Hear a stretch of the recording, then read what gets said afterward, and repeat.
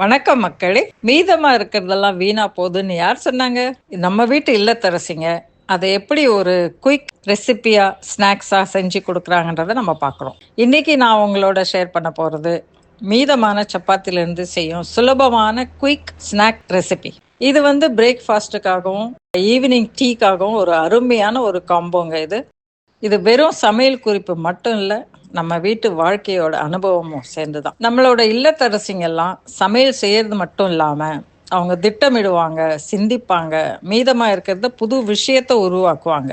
வீட்டில் இருக்கிற எதுவுமே வீணா போகக்கூடாதுன்னு அவ்வளவு கவனமா பார்த்து பார்த்து அவங்களோட அறிவு பயன்படுத்தி நம்மளோட தலைமுறைக்கு அவங்க எவ்வளோ சொல்லி கொடுத்துருக்காங்க.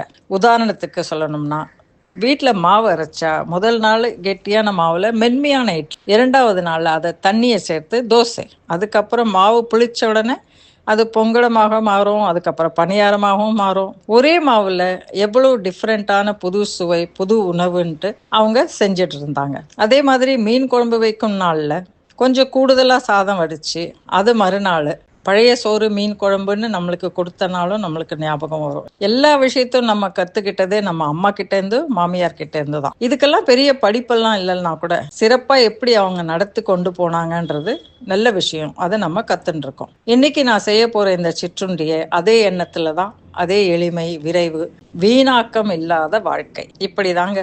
இந்த மாதிரி யோசனைகள் உங்க வீட்டுக்கும் பயனுள்ளதா இருந்துச்சுன்னா இந்த வீடியோவை சேவ் பண்ணிக்கோங்க. உங்களுக்கு தெரிஞ்சவங்களுக்கு, இந்த மாதிரி விரும்புறவங்களுக்கு ஷேர் பண்ணிக்கோங்க. நன்றி மக்களே.